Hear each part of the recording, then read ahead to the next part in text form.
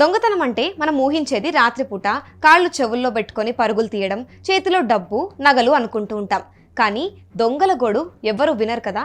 ఇంత కష్టం చేసి వెళ్తే కనీసం కొంచెం కూడా దొరకాలి కదా అని వారు మనసుకు కూడా వేదన ఉంటూ ఉంటుంది. అందుకే ఒక వస్తువు దొరకనప్పుడు వారు కూడా ఇమోషనల్ అవుతూ ఉంటారు. దానికి పర్ఫెక్ట్ ఎగ్జాంపులే ఇప్పుడు నేను చెప్పబోయే స్టోరీ. ఇటీవలే తమిళనాడులో జరిగిన 2 ఘటనల గురించి ఇప్పుడు మనం మాట్లాడుకోబోతున్నాం. తిరునల్వేలిలోని ఓల్డ్ పెట్టై ప్రాంతంలో జేమ్స్ పాల్ ఇంటిని టార్గెట్ చేశారు ఒక దొంగ. ఇక్కడ నా అదృష్టం మెరుగైపోతుంది అనే నమ్మకంతో చొరబడ్డాడు. ఇక ఇల్లు తాళం, ఇంట్లో ఎవ్వరూ లేరు, అంటే పక్కా ఓపెన్ ఛాన్స్ అనమాట. కానీ లోపలికి వెళ్తే బీరువాలు, కబోర్డ్లు, డ్రార్లు అన్నీ తడిమి చూసినా కూడా ఒక్క రూపాయి కూడా లేదు.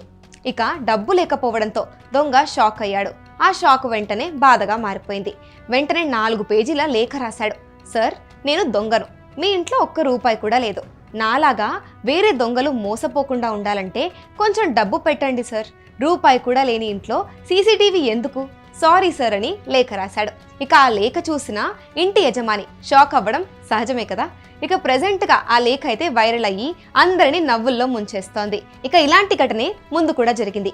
కడలూరు జిల్లా మందారకుప్పం ప్రాంతంలో జయరాజ్ అనే వ్యక్తి నడిపే షాపును ఒక దొంగ టార్గెట్ చేశాడు.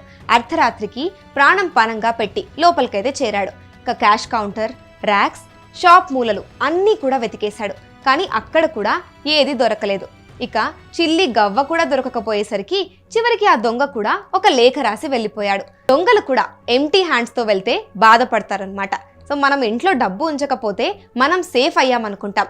కానీ ఈ దొంగల మాటలను చూస్తే ఇంట్లో డబ్బు ఉంచకపోవడమే నేరం అయిపోయినట్టుగా అనిపిస్తుంది.